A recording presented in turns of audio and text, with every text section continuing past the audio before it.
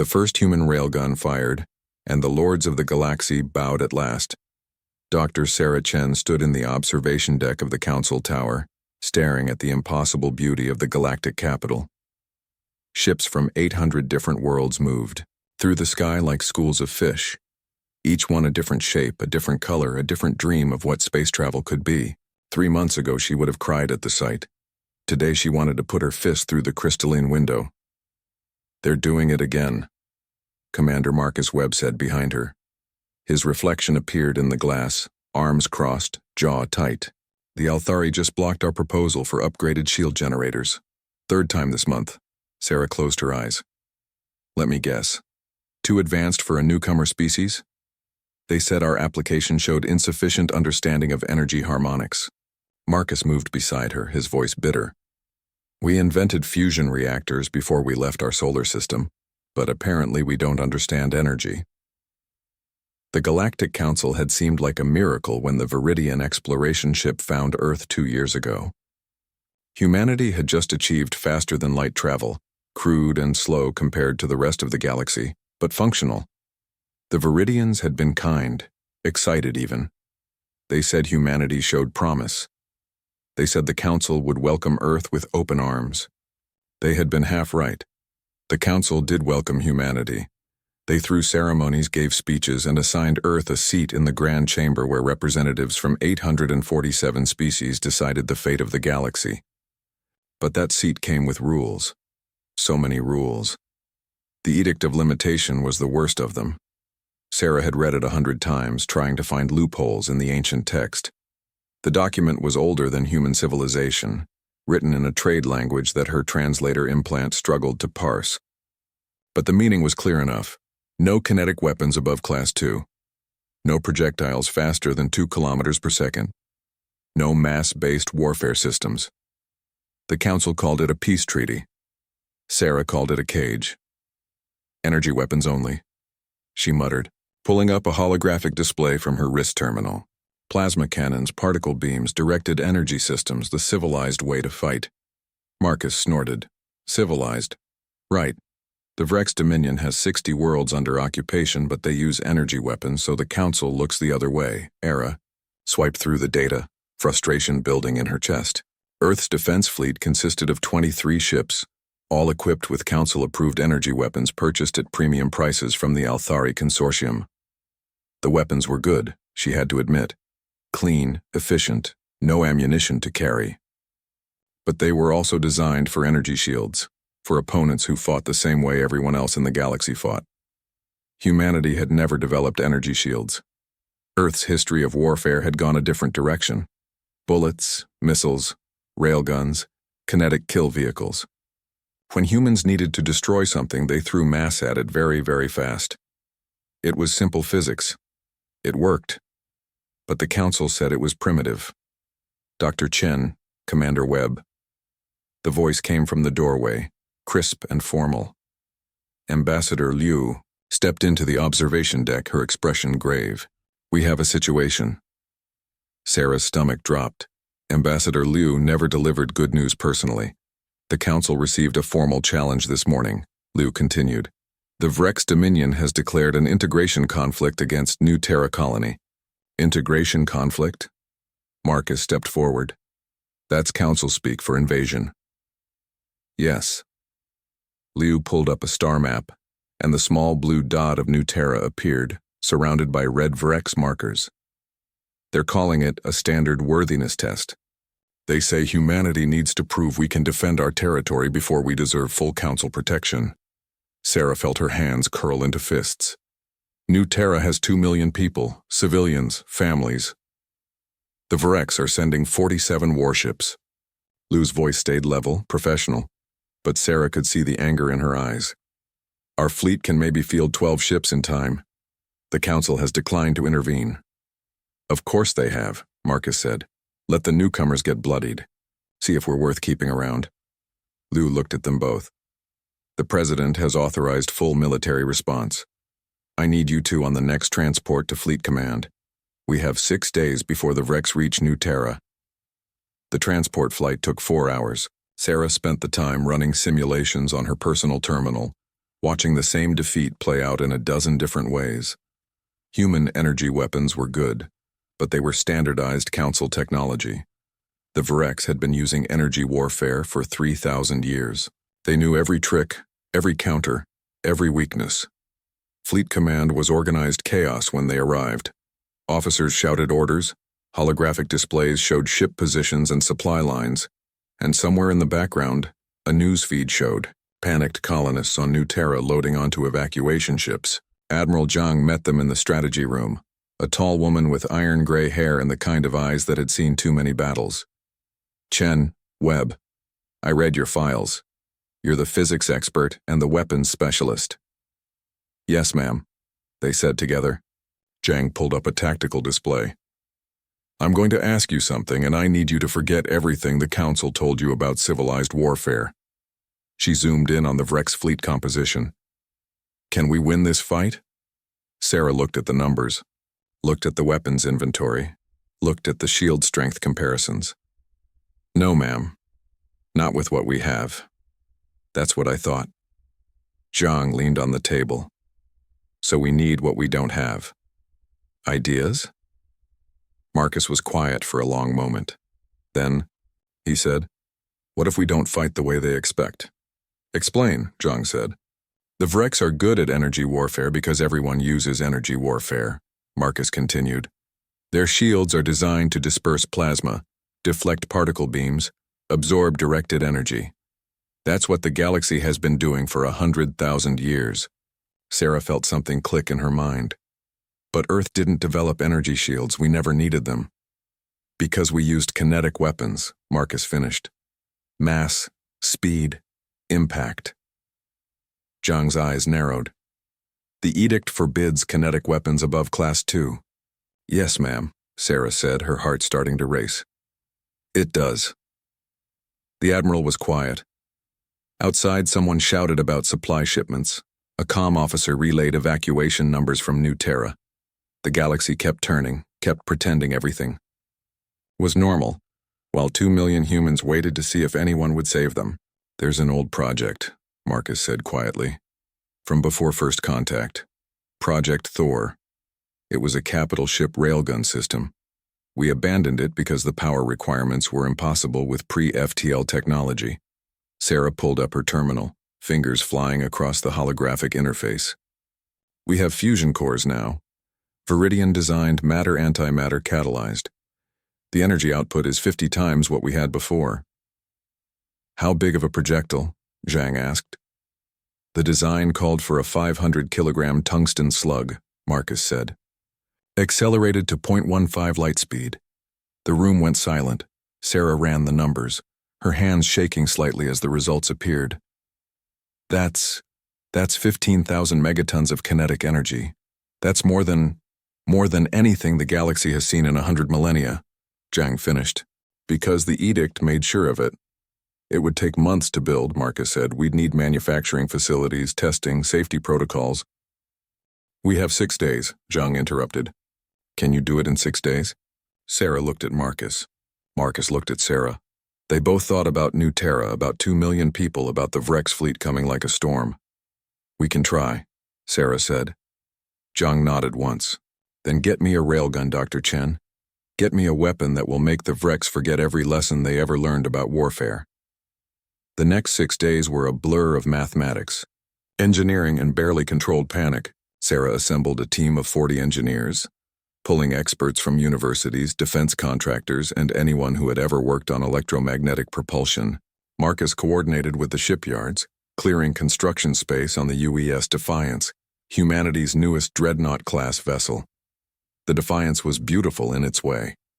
2 kilometers long, bristling with Council-approved energy weapons powered by a fusion core that could light up a small moon.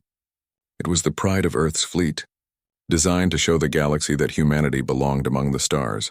Now they were going to bolt a railgun to it and hope the whole thing didn't explode. The power draw is the main problem, Sarah explained to her team on day 2. A conventional capacitor system can't store enough energy without melting. What about cascade storage? Asked Dr. Yuki Tanaka, her lead engineer. Use multiple capacitor banks, charge them in sequence, then discharge all at once. Sarah ran the numbers. It would work, but the charging time would be hours. We'd get one shot, maybe two, before the Vrex fleet turned us into debris. One shot might be all we need, Marcus said. He was watching the tactical feeds, watching the Vrex fleet move closer to New Terra. 4 days out now. If we hit their flagship, the rest might scatter. If we hit anything at all, Yuki muttered. We're talking about hitting a target 400,000 kilometers away, while both it and we are moving at combat speeds. The targeting computer for this doesn't exist. Then we build it, Sarah said. We have 4 days. On day 3, the Galactic Council found out. The message came through official channels delivered by a Viridian observer stationed at Fleet Command. Sarah was elbow-deep in capacitor arrays when Marcus pulled her aside, his face pale. We have visitors, he said. The Viridian was tall and willowy, with silver skin that reflected the hangar lights. Behind him stood 3 other aliens, species Sarah didn't recognize. The Viridian's voice was sad, almost apologetic. Dr. Chen, Commander Webb, I am Observer Kanseth. I must inform you that your current project violates the Edict of Limitation. You are required to cease construction immediately. Sarah felt her temper snap. 2 million humans are going to die and you're worried about an edict? The edict exists for galactic stability, Kanseth said. Kinetic weapons of the magnitude you are constructing represent an existential threat. A single projectile at relativistic speeds could destroy a planet. So could your energy weapons, Marcus shot back. I've seen the specifications on Council antimatter warheads. Don't pretend this is about safety. One of the other aliens stepped forward, a being of pure energy contained in a shimmering field. Sarah's translator implant identified it as one of the 5 lords, the ancient beings who ruled the Council. Its voice was like wind chimes and thunder at once. Humanity, you do not understand what you are creating. The edict was written after the kinetic wars, when entire species destroyed each other with relativistic weapons. We brought peace by limiting such destruction. You brought peace by making sure no one could challenge you, Sarah said. The edict favors species with energy-based evolution. You built a galaxy where only your kind of warfare is legal. The Lord's energy field flickered. You risk exile, quarantine, or elimination. Admiral Zhang appeared from the command center, her voice cutting across the hangar. Then eliminate us. But do it after we save our people. You want to enforce your edict? Fine, come back in 7 days. If we survive the Vrex, you can pass judgment then. The Lord and its companions stared at Zhang for a long moment. Then without another word, they vanished in a shimmer of light. Kanseth remained, looking miserable. I am sorry, he said quietly. I will file my report. What happens next is beyond my control. Then you'd better file it slowly, Zhang said. We need 3 more days. The Viridian looked at them, at the half-assembled railgun, at the humans working with desperate speed. Then he nodded once and left. On day 6, they finished. The railgun stretched along the Defiance's spine like the world's largest rifle. 2 kilometers of electromagnetic rails, powered by a cascade capacitor system that could store enough energy to vaporize a city. The targeting computer was a patchwork of human and alien systems, calibrated by hand because they didn't have time for proper testing. Sarah stood in the fire control center, staring at the weapon they had built. It was ugly, brutal, nothing like the elegant energy weapons the Council favored. It looked exactly like what it was, a gun scaled up to the size of a warship. It's going to work, Marcus said beside her. He didn't sound certain. It has to, Sarah replied. Admiral Zhang's voice came over the intercom. All hands, this is the Admiral. The Vrex fleet has entered the New Terra system. The Defiance launches in 1 hour. Get ready to show the galaxy what humanity can do. Sarah took one last look at the railgun, at Project Thor, at humanity's answer to 100,000 years of galactic rules. Then she went to her battle station and prepared to fire a weapon that would change everything. Outside, the stars waited. The Vrex fleet waited. The Galactic Council waited, and somewhere, in dimensions beyond normal space, the 5 lords watched with ancient eyes, wondering if they had finally met a species that would not bow to their eternal rule. The countdown began. The first human railgun fired, and the lords of the galaxy bowed at last. The UES Defiance tore through the fabric of space, its faster-than-light drive pushing reality aside like curtains. Inside the fire control center, Sarah Chen watched the countdown timer with a sick feeling in her stomach. 18 hours to New Terra. 18 hours before they would learn if Project Thor was a miracle or a very expensive way to die. Capacitor banks at 15%. Lieutenant Park reported from the engineering station. Charging as expected. We'll hit full power in approximately 16 hours. Commander Marcus Webb studied the tactical display, his face illuminated by the blue glow of holographic projections. The Vrex beat us there by 8 hours. They're already in position. Sarah pulled up the sensor data from New Terra's defense satellites, what few remained operational. The Vrex fleet spread across the system like a disease, 47 warships in standard siege formation. Their flagship, the Bloodied Crown, sat at the center, twice the size of the Defiance and bristling with energy weapons. Evacuation status? Admiral Zhang asked from the command chair. 600,000 colonists off-world so far, the communications officer replied. But the Vrex have established a blockade. Transport ships are being turned back or destroyed if they try to run. Zhang's jaw tightened. So they're using the colonists as bait. They want us to come. It's what I would do, Marcus said quietly. They know we can't leave civilians to die. They'll pick us apart while we try to save people. Sarah watched the Vrex formations, analyzing their ship positions, their energy signatures, their shield configurations. Everything about them screamed confidence. Why wouldn't they be confident? They had done this 100 times before on 100 different worlds. The Vrex Dominion had been conquering systems for 3,000 years, always following council rules, always using approved methods, energy warfare. Clean, civilized, proper, Dr. Chen. Zhang's voice cut through her thoughts. Is the weapon ready? Sarah looked at the Railgun diagnostics, at the maze of systems they had built in 6 impossible days. Mechanically, yes. The rails are aligned, the targeting computer is functional, and the capacitor cascade is charging smoothly. But, Zhang pressed, but we've never fired it, Sarah admitted. Not even a test shot. We don't know if the recoil will tear the ship apart. We don't know if the targeting will be accurate at combat ranges. We don't even know if the Vrex shields will react to kinetic impact the way we think they will. So we're betting 2 million lives on a theory, Marcus said. We're betting on physics, Sarah corrected. Energy shields work by dispersing incoming energy across a field boundary. They're designed for plasma, for particles, for directed energy. A solid projectile moving at 15% light speed isn't energy. It's mass. And mass doesn't get dispersed. Zhang smiled grimly. So either we're brilliant or we're about to die in the stupidest way possible.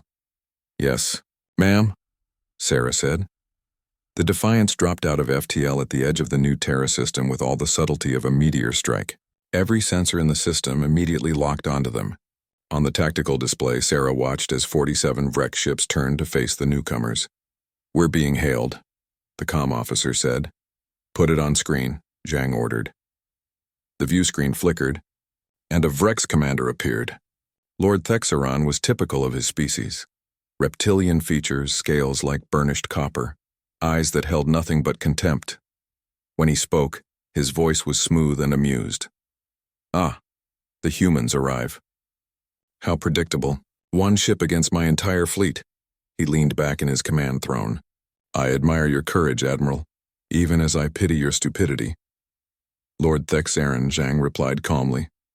Withdraw your forces from New Terra, and we can end this without bloodshed. The Vrex commander laughed, a sound like breaking glass. Bloodshed? You misunderstand, human. This is not a battle. This is a lesson. The Council wants to see if your species is worth keeping. I intend to demonstrate that you are not. Then you've made your choice, Zhang said. My conscience is clear. Wait, Thexeron said, holding up a clawed hand. I am not without mercy. I offer you one chance, Admiral. Surrender your ship. Pledge humanity to serve the Vrex Dominion. In exchange, I will allow your colonists to live as servants rather than corpses. The bridge went silent. Sarah felt her hands curl into fists. Zhang's expression never changed. I have a counteroffer, Lord Thexeron. Leave now while you still can. The Vrex commander's amusement vanished. Then you will die. All of you. The screen went dark. Battle stations, Zhang ordered. Webb, how long until we can fire? Marcus checked the capacitor status. 3 hours and 42 minutes. We need to buy time. Then we buy it. Zhang opened the fleet channel. All human ships, this is the Admiral. Form defensive screen around the Defiance. Our job is to survive long enough for the weapon to charge. Whatever happens, we do not break formation. Sarah counted the friendly markers on the tactical display. 12 human ships against 47 Vrex. The odds were impossible, but the human crews didn't hesitate. The ships moved into position, creating a protective shell around the Defiance. The Vrex fleet advanced. Incoming fire, the sensor officer warned. Multiple plasma lance strikes. The battle began with light, brilliant, and terrible. Vrex energy weapons lashed out across the void, crimson beams that could boil metal and shatter stone. Human shields flared as they absorbed the impacts, energy barriers glowing like captured stars. Return fire, Zhang commanded. All batteries full spread. The human ships answered with their own energy weapons, blue-white particle beams that sliced through space. Sarah watched the exchange on her monitors. Watched as energy met energy, shields met shields, exactly as the galaxy had fought for 100,000 years. And slowly, inevitably, humanity began to lose. The UES Valor took a direct hit, Marcus reported. Shields down to 30%. The Wellington reports primary weapons offline. Multiple breaches on the Yamato, decks 5 through 7. Sarah watched the timer. 3 hours until the railgun could fire. The Defiance shuddered as enemy fire found its shields, and she grabbed the edge of her console for balance. Dr. Chen, Admiral Zhang said, her voice steady despite the chaos.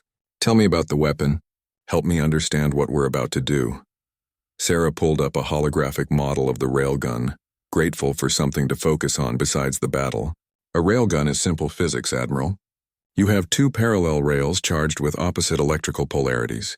When you place a conductive projectile between them, it completes the circuit. The electromagnetic force accelerates the projectile along the rails. Like a motor, Zhang said. Exactly, but scaled up impossibly large. Our rails are 2 kilometers long. The projectile is 500 kilograms of tungsten, chosen because it's dense and heat-resistant. The capacitor banks will discharge 15 gigawatts of power in half a second. Marcus added, the projectile will exit the barrel at 0.15 light speed. At that velocity, the kinetic energy is more than any nuclear weapon humanity ever built. And the Vrex shields? Zhang asked. Energy shields work by creating a field that disperses incoming energy, Sarah explained. They're incredibly effective against plasma, lasers, particle beams. But a solid projectile isn't energy, it's mass. The shield might slow it down fractionally, but at the velocities we're talking about, it's like trying to stop a planet with tissue paper. An explosion rocked the ship. The lights flickered. Direct hit on starboard shields, someone shouted. Down to 40%. 2 hours and 10 minutes, Marcus said, staring at the capacitor readout. The battle turned desperate. The UES Valor exploded in a flash of contained fusion. Its reactor breached by sustained Vrex fire. The Wellington broke formation, limping away on emergency thrusters. 3 more human ships were critically damaged, barely functional. Sarah watched the carnage and felt a cold clarity settle over her. This was what the Council had wanted. This was the test. Humanity fights with Council-approved weapons, loses badly, and learns their place in the galactic order. The strong remain strong, the weak remain weak, and everyone follows the rules. 1 hour, Marcus said. The Defiance's shields were down to 20%. Vrex ships surrounded them now. A closing net of predators. On the view screen, Lord Thexaron appeared again, his smile cruel. You have fought well, Admiral, for primitives, but this ends now. My fleet will strip your shields, breach your hull, and I will personally execute your crew. And when I return to Council space, I will tell them that humanity died because they refused to know their place. 30 minutes, Marcus whispered. The shield indicator dropped to 15%, then 10. Explosions bloomed along the Defiance's hull as enemy fire found weak points. Sarah ran simulations in her head, calculating trajectories, compensating for the Defiance's damage, for the Vrex formation, for the chaotic movement of battle. They would get 1 shot. If they missed, it was over. 15 minutes, the engineering deck reported multiple breaches. Life support was failing on 3 levels. The remaining human ships were barely holding together, their crews fighting with everything they had to buy a few more minutes. Admiral Zhang stood from her command chair and walked to the view screen, staring out at the Vrex fleet. Dr. Chen, when you were a girl, what did you want to be? The question was so unexpected that Sarah blinked. I wanted to be an astronaut, ma'am. I wanted to see the stars. And here you are, Zhang said softly, farther from Earth than any human has ever been, about to fire a weapon that will either save millions or doom us all. She turned back to face the bridge. Commander Webb, is the weapon ready? Marcus checked his console. Capacitors at 98%, within firing parameters. Dr. Chen, do you have a target? Sarah brought up the targeting overlay. The Vrex flagship sat 400,000 kilometers away, surrounded by its fleet. A perfect shot would be impossible. The flagship was maneuvering, the Defiance was damaged, and they had never tested the targeting computer. But perfect wasn't required. They just needed close enough. Target locked, Sarah said. The bloodied crown, Lord Thexeran's flagship. Capacitors at full charge, Marcus reported. Weapon ready to fire. Admiral Zhang looked around the bridge at her crew. Young faces, old faces, humans who had left Earth to find new homes in the stars. They were battered, bleeding, but unbroken. The galaxy has rules, Zhang said. Ancient rules made by ancient powers, designed to keep the strong strong and the weak weak. Today we break those rules. Today we show them that humanity doesn't bow. She raised her hand. Fire. Sarah pressed the firing stud. For a fraction of a second, nothing happened. Then the capacitors discharged. 15 gigawatts of power flooding into the railgun's electromagnetic coils. The rails hummed with energy, a sound that resonated through the ship's superstructure like the tolling of a bell. The tungsten slug sat between the rails, 500 kilograms of dense metal inscribed with coordinates and equations. Then the electromagnetic force grabbed it and it began to move.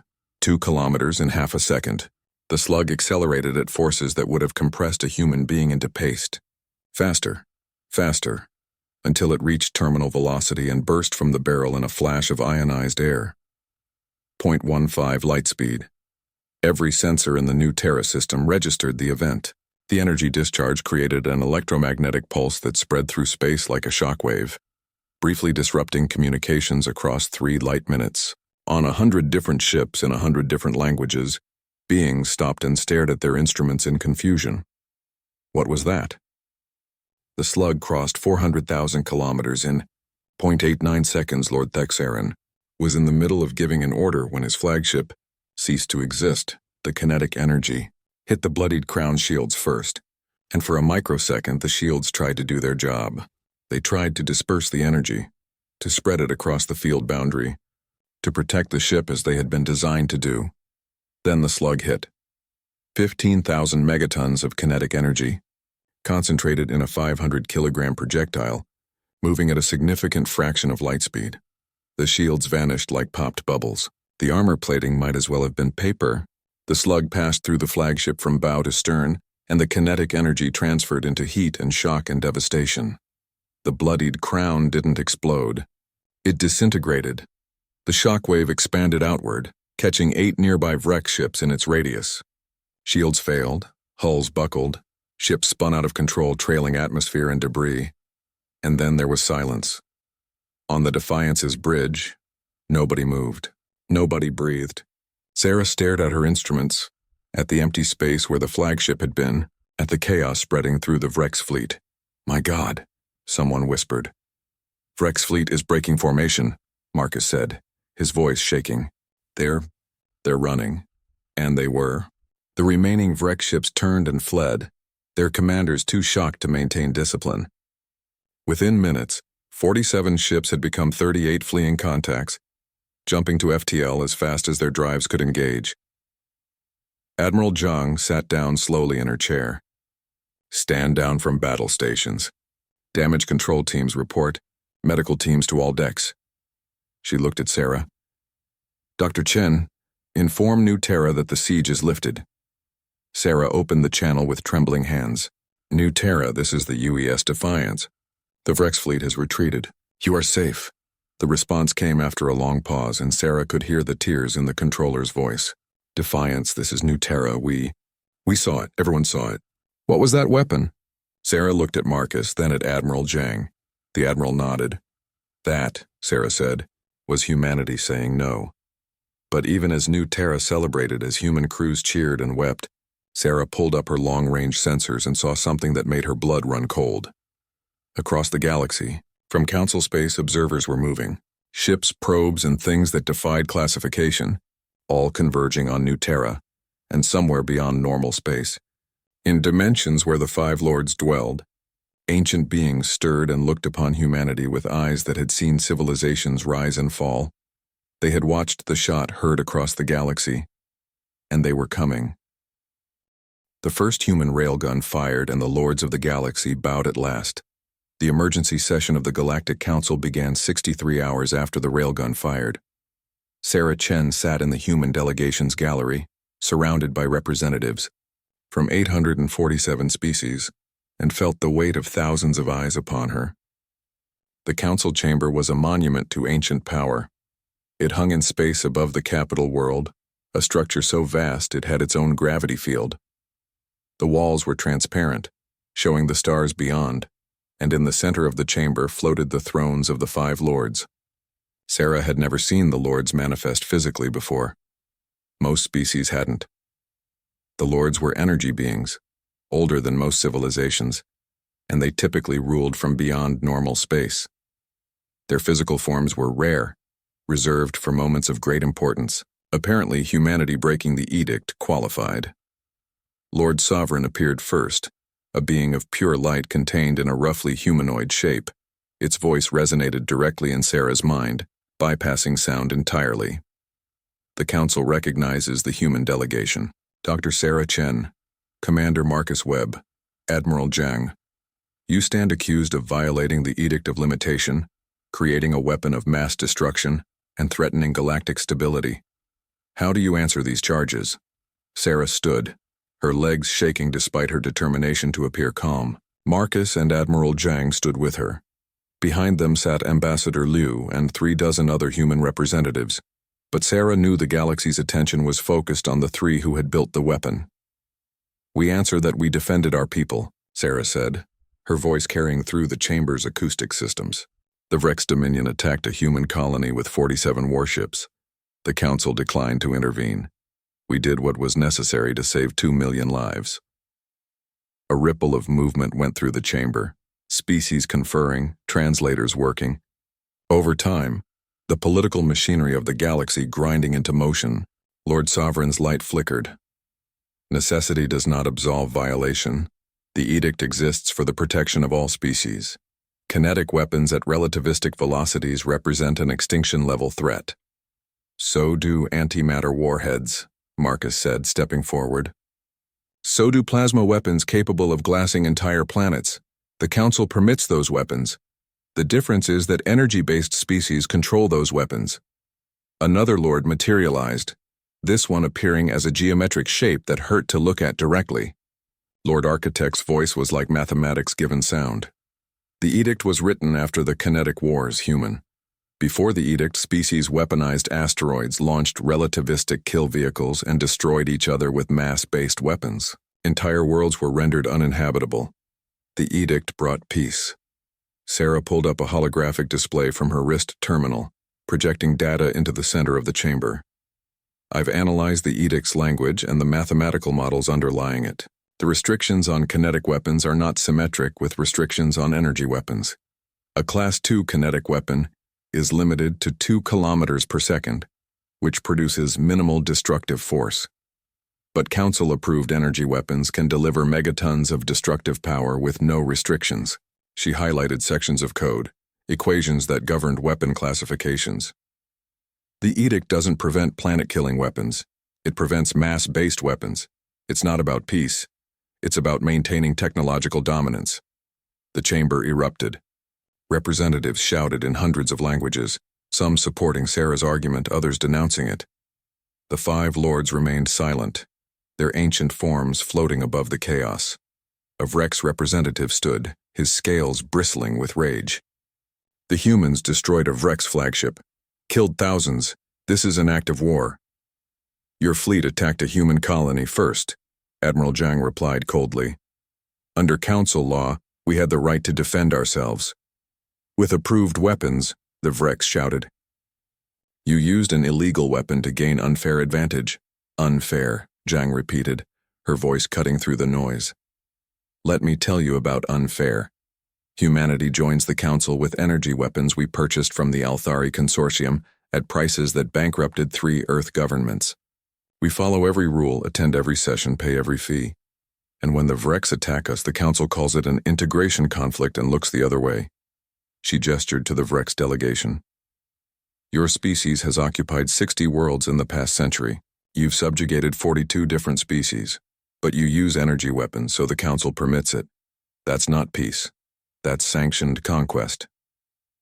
The chamber fell silent. Sarah saw representatives from younger species nodding, while the older, more established powers looked uncomfortable. Lord Sovereign's form brightened. You speak of unfairness, Admiral. But consider what you have done. You have created a weapon that bypasses the defensive systems every species has developed over millennia. Every shield, every defensive field, every protection is now obsolete against your railgun. Yes, Sarah said simply. Just as every defensive system humanity tried to develop was obsolete against Council energy weapons. We didn't evolve energy manipulation like you did. Our path was different. The edict ensured we would always be at a disadvantage. A new voice entered the discussion. A Quilix representative stood, a small insectoid being with compound eyes that reflected the chamber's lights. I am mathematician Zixith of Quilix. I have reviewed Dr. Chen's data. Her analysis is correct. The Quilix projected their own hologram, complex mathematical proofs that spiraled through the chamber. The Edict of Limitation contains embedded biases that favor energy-based weapon systems. When analyzed statistically, species with kinetic-based technological development are restricted to 63% lower offensive capability compared to energy-based species. This is absurd, an Althari delegate stood, his crystalline body refracting light. The edict has maintained galactic peace for 100,000 years. Has it? Zixith replied. Or has it maintained galactic dominance for established powers? How many wars have the Five Lords fought? 0. How many wars have client species fought? Hundreds. The edict does not prevent war, it regulates who can win wars. More voices joined the debate. 23 younger species, many of them restricted by various council limitations, began speaking out. Sarah realized with a start that humanity wasn't alone. Other species had been chafing under the council's rules, waiting for someone to challenge the system. Lord Sovereign raised a hand, and silence fell instantly. Enough. The debate is noted. But the fact remains. Humanity has created a weapon that threatens the established order. This cannot be permitted. A third lord manifested, this one appearing as a swirl of dark matter barely held together by gravitational fields. Lord Entropy's voice was a whisper that somehow filled the chamber. We offer humanity a choice. Share the railgun technology with the Council. Allow us to regulate its distribution. In exchange, humanity will be granted clemency for the edict violation. Sarah felt her heart sink. Share the technology, and the Council would ensure only approved species received it. The Lords would maintain control, just with a new weapon added to their arsenal. Marcus stepped forward. And if we refuse? Then humanity will be quarantined to your solar system, Lord Sovereign said. No trade, no travel, no contact. You will exist in isolation until you agree to Council authority. Or, Lord Entropy added, its voice cold, the Council will take more direct action. Your species will be classified as a galactic threat. The combined fleets will sterilize Earth and all human colonies. The threat hung in the chamber like a physical weight. Sarah saw Ambassador Lu's face go pale. Around them, human delegates gripped their seats, processing the reality that they might have just doomed their entire species. Admiral Zhang was quiet for a long moment. Then she smiled, a sharp, predatory expression that made several nearby aliens lean away. You can't do that, Zhang said. Admiral. Lord Sovereign's voice carried a warning. We are the Five Lords. We have governed this galaxy for 100,000 years. Yes, we know, Zhang interrupted. But you can't sterilize humanity. And do you know why? She pulled up her own display showing Earth's orbital shipyards. Because in the 3 days since we fired the railgun, humanity has begun mass production. We have 47 more ships under refit. Every human vessel in our fleet is being equipped with railgun technology. The chamber exploded in chaos. In addition, Zhang continued over the shouting, we've transmitted the complete railgun specifications to 23 species, who voted in support of edict reform. The Quilix have the data. The Viridian Free States have it. The younger species you've kept under your control for centuries now have a weapon you can't defend against. Lord Sovereign's form flared with anger. You have doomed the galaxy to chaos. No, Sarah said, stepping beside Zhang. We've given the galaxy a choice. You can continue enforcing an edict that maintains inequality, knowing that any species can now build weapons you can't stop. Or you can abolish the edict and write new laws that don't favor energy-based evolution. You would spread this weapon to everyone? Lord Architect's mathematical form pulsed with what might have been disbelief. We would spread equality, Marcus replied. The galaxy isn't peaceful because of the edict. It's stratified. The strong prey on the weak, and the Council looks away as long as proper weapons are used. That ends now. Lord Entropy's dark form swirled faster. You do not understand the consequences. The kinetic wars destroyed hundreds of worlds. Species turned their own moons into projectiles. We barely survived that era. Then maybe, Sarah said softly, the solution isn't limiting weapons. Maybe it's giving everyone the same weapons so no one has an advantage. The five lords conferred silently, their forms flickering as they communicated in ways beyond human perception. The chamber waited, 847 species holding their breath. Finally, Lord Sovereign spoke. The Council will recess for deliberation. Humanity, you have forced our hand in ways we did not think possible. We will return with our decision. The lords vanished and the chamber dissolved into frantic discussion. Sarah collapsed into her seat, adrenaline finally fading. Marcus sat beside her, his hands shaking. Did we just threaten to arm the entire galaxy? He asked. Yes, Sarah said. Are we insane? Probably. Ambassador Liu leaned forward from the row behind them. The Quilix delegation wants to meet with us. So do the Viridians, the Crix, and 12 other species. They're calling it the Coalition for Edict Reform. How many is that? Cheng asked. 26 species so far, Liu replied. Small populations, limited military power, but all of them have been restricted by various council limitations. You've started a movement. Sarah pulled up the sensor data from Earth. The shipyards worked around the clock, human engineers installing railgun systems on every available vessel. It was a desperate gamble. If the Council decided to attack, humanity couldn't win. But if enough species joined the coalition, if enough voices demanded change, Dr. Chen, a Quilix aide, approached nervously. Mathematician Zixith requests your presence. There are technical details about railgun construction that several species wish to discuss. Sarah looked at Zhang, who nodded. Go. Help them understand the weapon. Make sure they can build their own. As Sarah followed the Quilix aide through the corridors of the council station, she passed representatives from dozens of species. Some looked at her with fear, some with anger, but many looked at her with hope, the kind of desperate hope that comes from seeing a chance at change after centuries of stagnation. In a private conference room, 23 species representatives waited. Engineers, scientists, military specialists.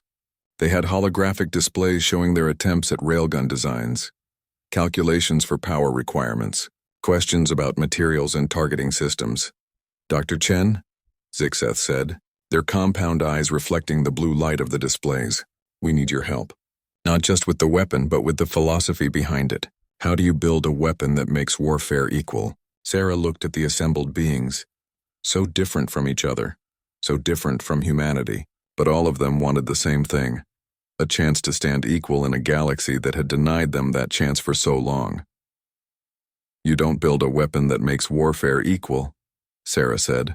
You build a weapon that makes warfare so terrible that negotiation becomes preferable. The railgun isn't just a gun. It's a statement. What statement? Asked a Viridian engineer. Sarah pulled up the specifications for Project Thor, the weapon that had changed everything. The statement is simple. The rules you made can be broken. The advantages you held can be overcome. The hierarchy you built can fall. She looked around the room. And most importantly, we will not bow.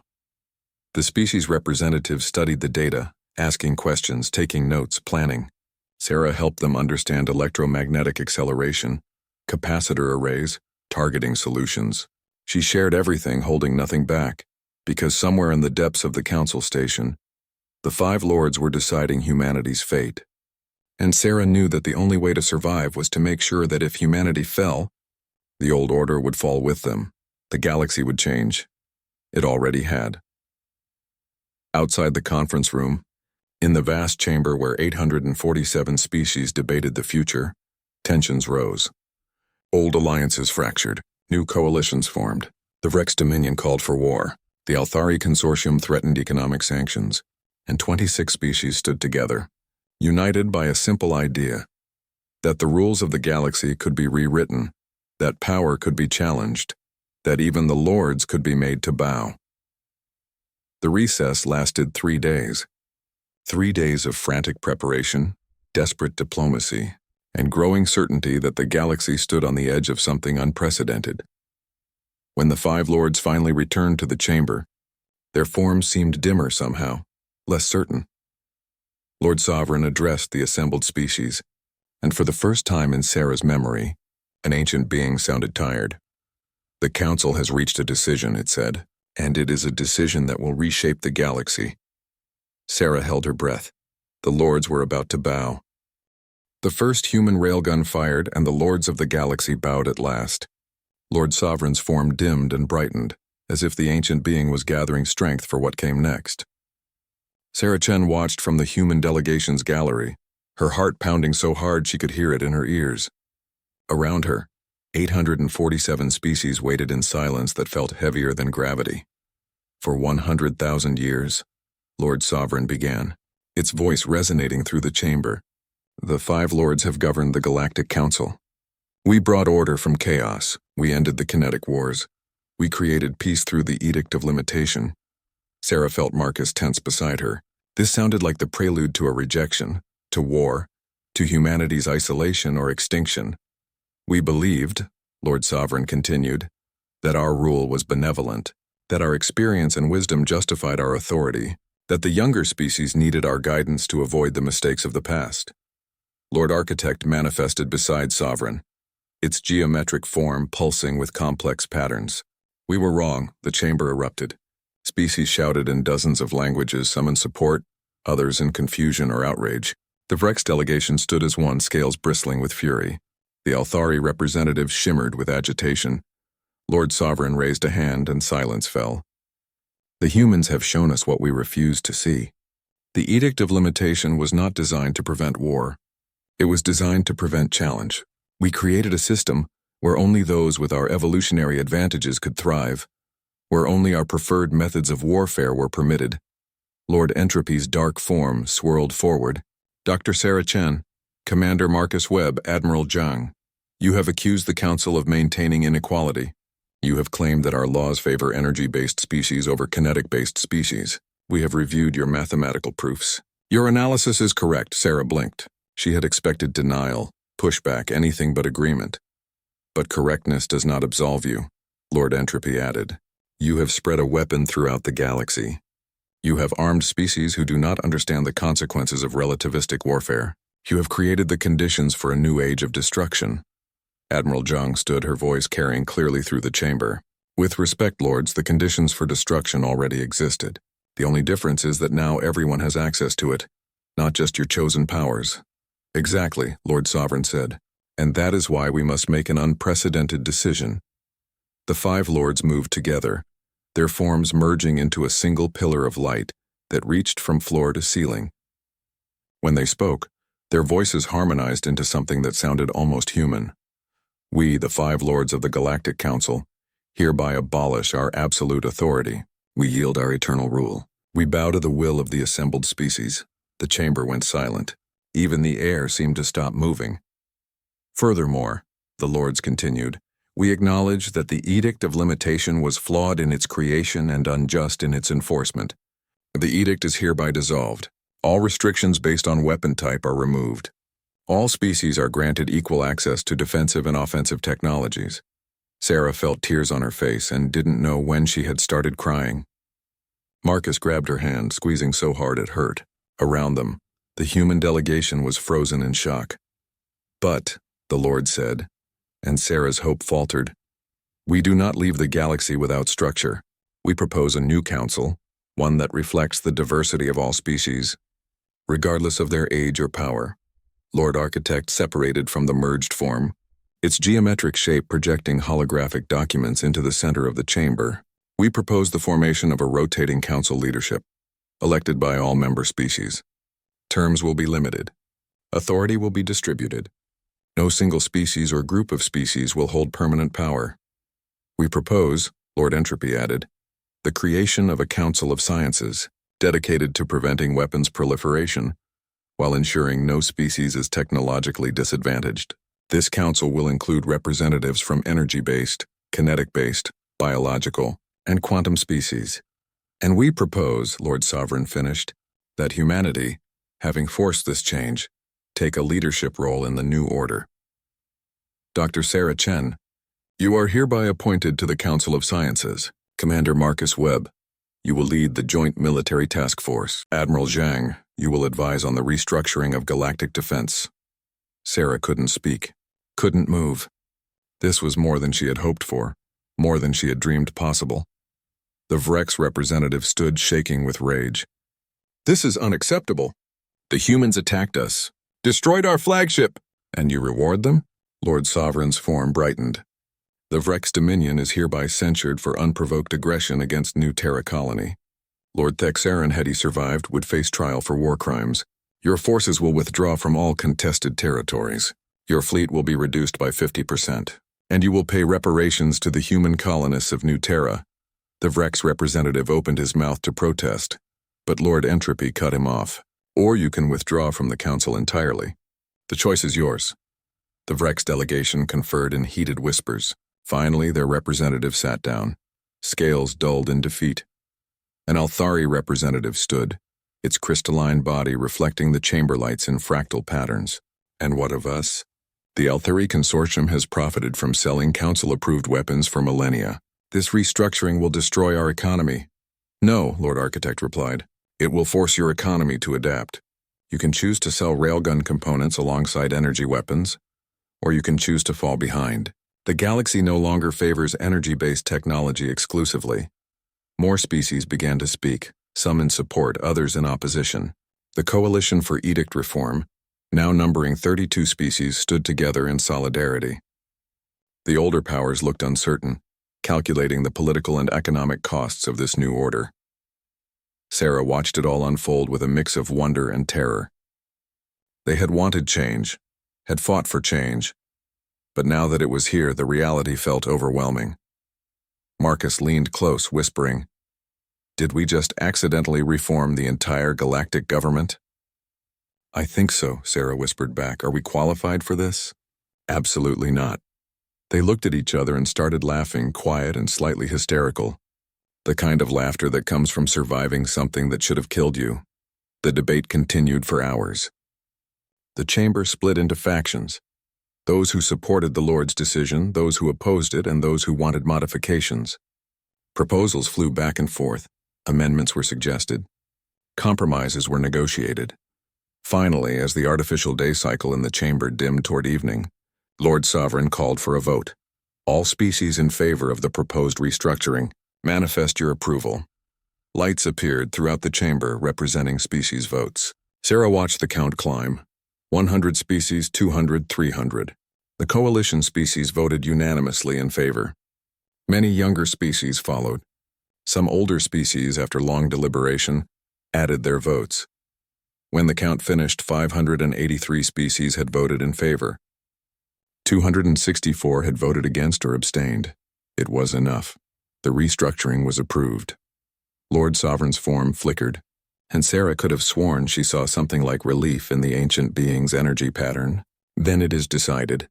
The age of the Five Lords' absolute rule has ended. The new council will convene in 30 days to begin the process of drafting a new charter. The Lords began to fade, returning to whatever dimensional realm they inhabited. But Lord Sovereign paused, its form hovering in front of the human delegation. "Dr. Chen," it said, its voice softer now, almost gentle. "You asked why we created the edict. You accused us of maintaining dominance through restriction." "Yes," Sarah said, standing to face the ancient being. "You were correct," Lord Sovereign admitted. "But we did not do it out of malice. We did it out of fear. We survived the kinetic wars, watched species destroy each other with terrible weapons, We thought that by limiting those weapons we could prevent future wars. Instead, we only limited who could wage them. The Lord's form brightened. You humans have taught us that security cannot come from controlling others. It must come from equal strength, equal vulnerability, equal respect. We thank you for this lesson, even though it cost you dearly. It cost us one ship and many lives, Sarah said. But it bought us a voice. More than that, Lord Sovereign replied. It bought the galaxy a future where all voices can be heard. Use your new authority wisely, Dr. Chen. The species who oppose this change will be watching, waiting for you to fail. Then we won't fail, Sarah said. The Lord faded completely and the chamber began to empty. Species delegations filed out, some celebrating, others grumbling, all of them processing the magnitude of what had just occurred. The human delegation stayed seated, too shocked to move. Ambassador Liu finally broke the silence. I need to call Earth. The president is going to want a full briefing. She paused. What do I even tell him? That we accidentally overthrew the galactic government? Tell him, Admiral Zhang said, standing and straightening her uniform, that humanity has proven we belong here. Not as subjects, not as clients, but as equals. Over the next weeks, the galaxy transformed in ways both subtle and profound. The Vrex Dominion fragmented as client species, emboldened by the council changes, declared independence. The Althari Consortium scrambled to adapt its economy, forming partnerships with human weapons manufacturers. 23 younger species began rapid militarization, acquiring railgun technology and training crews in kinetic warfare. Sarah found herself at the center of it all. The Council of Sciences met daily, working to create guidelines for technology sharing, weapons development, and defensive systems. She sat in conferences with brilliant minds from hundreds of worlds, all trying to answer an impossible question. How do you prevent war in a galaxy where everyone has equal weapons? Marcus led training exercises, teaching alien species the principles of kinetic warfare. He worked with Vrex officers seeking redemption, with Quilix engineers building their first railguns, with Viridian tacticians rethinking centuries of military doctrine. Admiral Zhang advised the new council leadership on fleet reformation, arguing for distributed power structures, mixed species crews, and joint defense initiatives. She was patient, forceful, and utterly unwilling to accept the old hierarchies. Earth's shipyards worked around the clock. 47 ships were equipped with railgun systems, then 90, then 150. Human weapons technology became one of Earth's major exports, alongside agricultural products and entertainment media. But the most significant change was harder to see, harder to quantify. Throughout the galaxy, species that had been restricted, limited, and controlled began to stand taller. They questioned old laws, challenged old assumptions, and demanded equal treatment. The Coalition for Edict Reform became the Coalition for Galactic Equity, growing to 89 member species. Not everyone was happy. The Vrex launched several failed military actions trying to reclaim their lost dominance.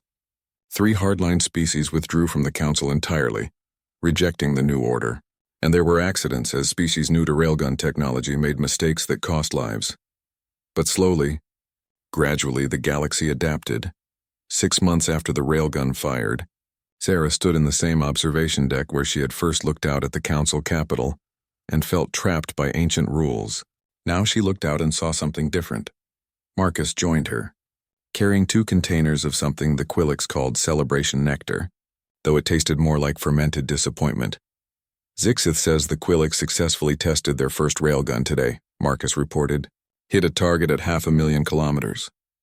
That's good, Sarah said. Better than our first test. To be fair, our first test was in actual combat. They stood in companionable silence, watching ships move through the sky. The traffic patterns had changed, Sarah noticed. Ships from smaller species mixed freely with the larger powers now, no longer confined to restricted lanes. Do you think we did the right thing?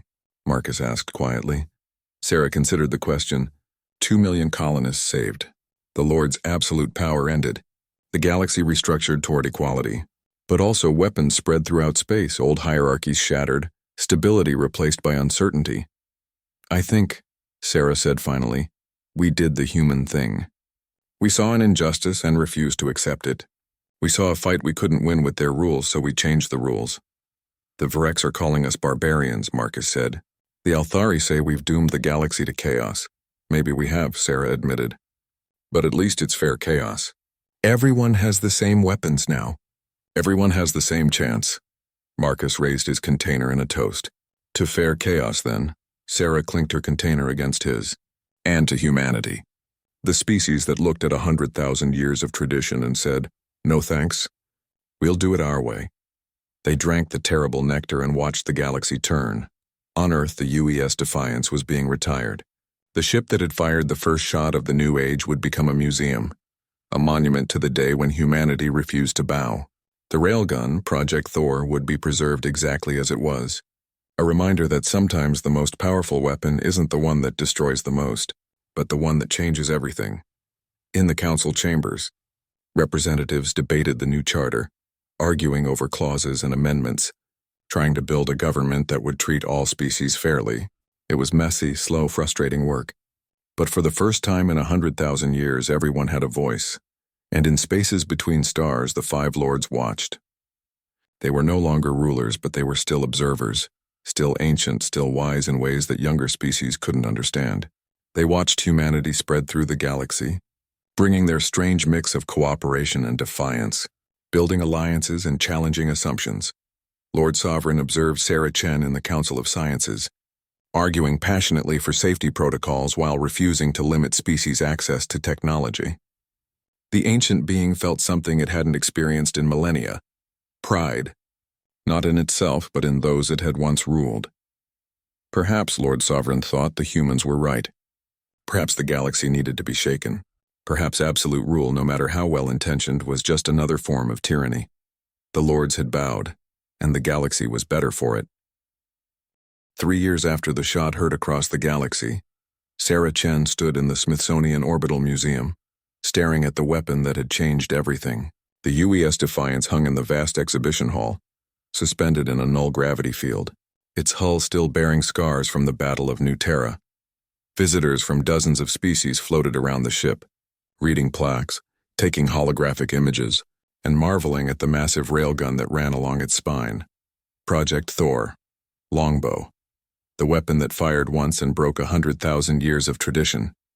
"Dr. Chen," a young voice called out. Sarah turned to see a group of students, a mixed class of humans and aliens, floating toward her with their instructor. The instructor was Viridian, with silver skin that caught the museum's lights. "Students, this is Dr. Sarah Chen," the instructor said. "She designed the railgun you're looking at." The students stared at her with wide eyes. One human boy, maybe 12 years old, raised his hand. "Did you know it would work?" Sarah smiled. "Honestly? No, we had never tested it. We built it in 6 days and fired it in combat. We hoped it would work, but we didn't know." A Quillic student, her compound eyes reflecting rainbow patterns, asked, "Were you scared?" "Terrified," Sarah admitted. "We were betting millions of lives on an untested weapon based on physics theory and desperate hope." "But you did it anyway," a small Viridian child said, his voice filled with awe. "We did it anyway," Sarah confirmed, "because sometimes doing something scary is better than doing nothing at all." The instructor guided the students closer to the railgun, explaining the electromagnetic principles, the capacitor arrays, the targeting solutions. Sarah watched them learn. These children who had grown up in a galaxy where all species had equal access to technology, where the old hierarchies meant nothing. They would never know the frustration of being limited by arbitrary rules. They would never feel the rage of watching established powers ignore injustice because it was convenient. They had inherited a galaxy that was messy and chaotic and infinitely more fair than the one Sarah had been born into. "Dr. Chen," another voice, this one familiar.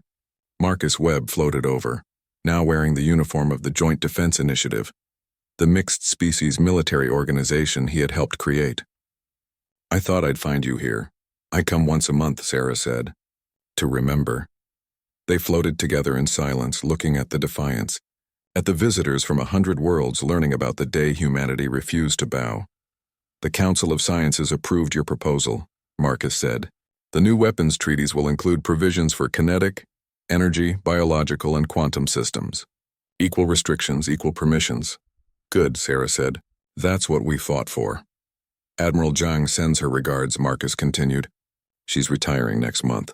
Says she's tired of politics and wants to teach at the academy. Sarah laughed. Admiral Zhang, teaching cadets how to be diplomatic? That should be entertaining. She says she's going to teach them how to win by changing the rules, Marcus replied. I think she'll be excellent at it. A chime sounded through the museum announcing the daily ceremony. Sarah and Marcus made their way to the central viewing platform, joining hundreds of other visitors. The lights dimmed and a holographic display illuminated the space around the Defiance. The display showed the Battle of New Terra, recreated from sensor data and survivor accounts. The desperate defense, the overwhelming Vrex fleet, the Defiance charging its weapon while human ships died to buy time.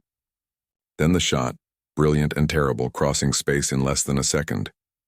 Sarah had seen the display dozens of times, but it still made her throat tight. When the display ended, showing the Vrex fleet fleeing and New Terra saved, the lights came back up.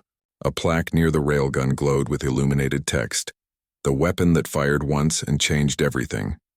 In memory of all who gave their lives at the Battle of New Terra, and in honor of those who dared to challenge an unjust system, may we never forget that true strength lies not in domination, but in the courage to demand equality. It's strange, Marcus said as they left the museum. We built a weapon of war and it brought peace. Not peace, Sarah corrected. Balance. The galaxy isn't peaceful. There are still conflicts, still wars, still problems, but now everyone fights on equal footing. They took a transport shuttle to the council station, the massive structure that orbited the capital world. The station had been rebuilt in the 3 years since the restructuring, designed to reflect the new order. Instead of the 5 lords' thrones dominating the chamber, there was now a circular council table where representatives from all 847 species could meet as equals. Sarah entered the Council of Sciences chamber, where beings from dozens of worlds worked together on technology policy. Her office overlooked the main floor, a space filled with holographic displays, experimental equipment, and researchers from every corner of the galaxy. Mathematician Zixeth was waiting for her, along with 3 other council members. Dr. Chen, we have a situation that requires your expertise. Sarah settled into her chair, pulling up the briefing documents. What kind of situation? The Korvax species has developed a new shield technology, Zixeth explained. It claims to be effective against both energy and kinetic weapons. They want to patent it and sell it exclusively to allied species. Sarah frowned. That violates the Technology Equity Accords. All defensive technologies must be shared equally. The Korvax argue that it's their intellectual property, another council member said. A Viridian named Kanseth, the same observer who had tried to stop the railgun construction 3 years ago. They say the Accords infringe on their rights to profit from their innovations. And if we let them sell it exclusively, Sarah said, thinking through the implications, we're back to technological inequality. Species who can afford it get better defenses. Species who can't are vulnerable. Exactly, Zixeth said. We need to decide, does equity override profit? Sarah looked at the gathered beings, representatives of different evolutionary paths, different philosophies, different values. 3 years ago, the 5 lords would have simply decreed an answer. Now they had to debate, compromise, and build consensus. Here's what I propose, Sarah said. The Korvax can patent their technology and profit from it. But after 2 years, the patent expires and the technology becomes public domain. That way, innovation is rewarded, but equality is maintained. The council members debated the proposal, suggesting modifications, pointing out potential problems. They argued for an hour before reaching a compromise. 3 years of exclusive rights, then mandatory technology sharing with compensation from the council treasury. It wasn't perfect, but it was fair. This was the new galaxy. Messier, more complicated, but infinitely more just than the old order. That evening, Sarah attended a ceremony at the human embassy. Admiral Zhang was officially retiring, and dignitaries from across the galaxy had come to honor her service.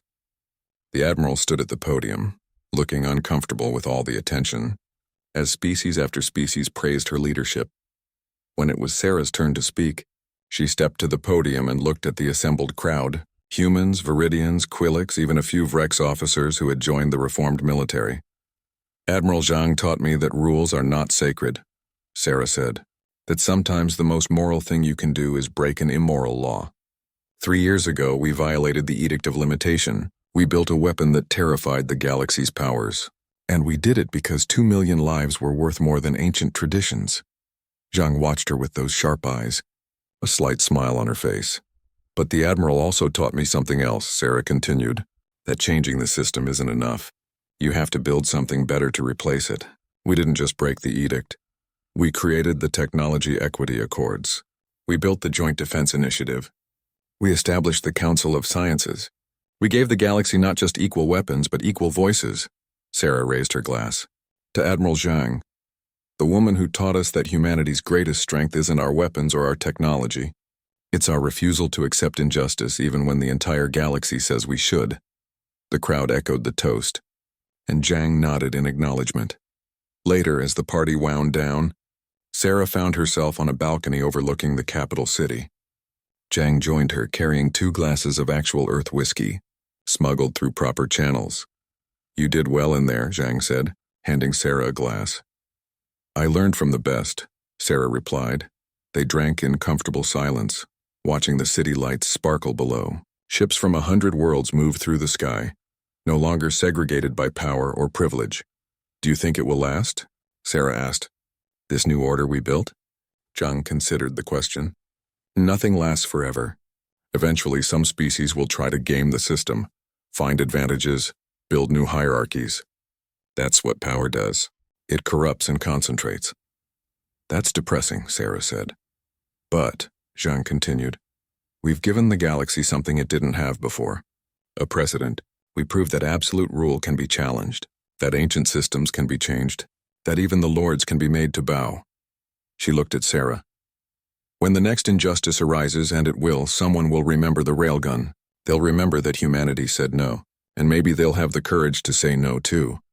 Sarah thought about that, about the students in the museum, learning about the Battle of New Terra, about the Coalition for Galactic Equity, still growing, still fighting for fairness, about the Council of Sciences, working every day to maintain the balance between innovation and equality.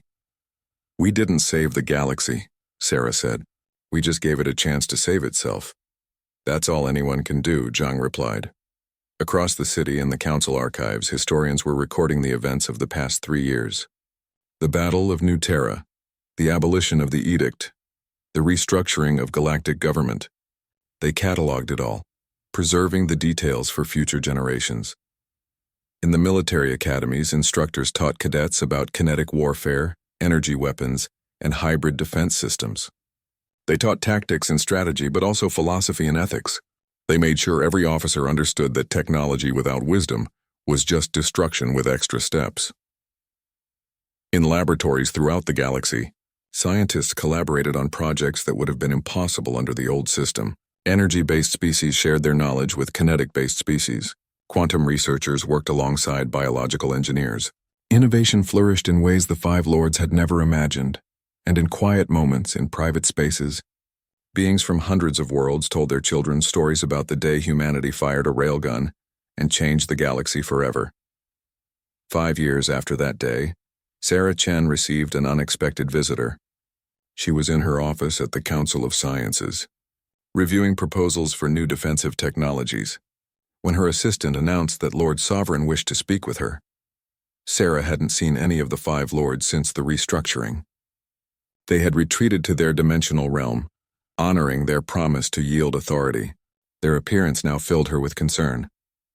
Lord Sovereign materialized in her office, its energy form dimmer than she remembered. Dr. Chen, thank you for seeing me. Lord Sovereign, Sarah said, standing. Is something wrong? No, the ancient being replied. I came to deliver a message. A farewell. Sarah felt a chill. Farewell? The Five Lords are leaving this dimension, Sovereign explained. We have ruled for 100,000 years. We have seen civilizations rise and fall, but we have also grown stagnant, comfortable, blind to the changes the galaxy needed. The Lord's form flickered. You humans showed us that our time had passed, that new voices, new ideas, new methods were required. We are grateful for that lesson, even though it was painful to learn. Where will you go? Sarah asked. Beyond, Sovereign said. There are other dimensions, other realities that need observation. We will watch from afar, but we will not rule. That task belongs to younger beings now. We'll make mistakes, Sarah warned. We already have. Of course you will, Sovereign replied. But they will be new mistakes, not the same ancient errors repeated endlessly. That is growth. That is evolution. The Lord drifted closer. Before I go, I want you to understand something. The Railgun was important, but it was not what changed the galaxy. What changed the galaxy was your refusal to accept our answer when we said no. Your insistence that the rules could be questioned. Your courage to stand before powers that had existed for longer than your species has had written language and say, "You are wrong." Sarah felt tears in her eyes. We were just trying to save our people. And in doing so, you saved all people, Sovereign said. You gave the galaxy permission to change. That is a greater gift than any weapon. The Lord began to fade. Goodbye, Dr. Sarah Chen. Thank you for teaching an ancient being that wisdom is not the same as age and that power is not the same as rightness. Goodbye, Lord Sovereign, Sarah whispered. Thank you for being willing to learn. The ancient being vanished, and Sarah was alone in her office. She pulled up a holographic display of the galaxy, watching the network of civilizations that spread across 100,000 light years. Somewhere out there, the U.S. Defiant sat in a museum, a monument to the day everything changed. Somewhere, students learned about physics and ethics and the courage to challenge authority. Somewhere, the next injustice was brewing and the next rebels were preparing to say no. The galaxy wasn't perfect. It never would be. But it was better, fairer, more equal, and that was enough. Sarah Chen, the woman who had designed a weapon of war and accidentally reformed galactic government, returned to her work. There were proposals to review, technologies to evaluate, species to mediate between, the unglamorous, difficult work of maintaining a fair society. Outside her window, ships moved through space, carrying beings of every imaginable form to every corner of the galaxy. They traded, explored, argued, cooperated, and sometimes fought. But they did it as equals, with equal tools and equal voices. The age of the lords had ended. The age of equity had begun, and it had started with a single shot, fired by desperate humans who refused to accept an unjust galaxy, who looked at 100,000 years of tradition and said simply, "No more. We will not bow." And against all probability, against all precedent, against the weight of ages and the power of gods, the galaxy had listened. The first human railgun fired, and the lords of the galaxy bowed at last. And in that bowing, in that moment of humility from beings older than stars, the galaxy found something it had been missing for 100,000 years. Hope that things could change, hope that justice could be won, hope that even the smallest voice could reshape the universe. It was a good hope, and it would endure.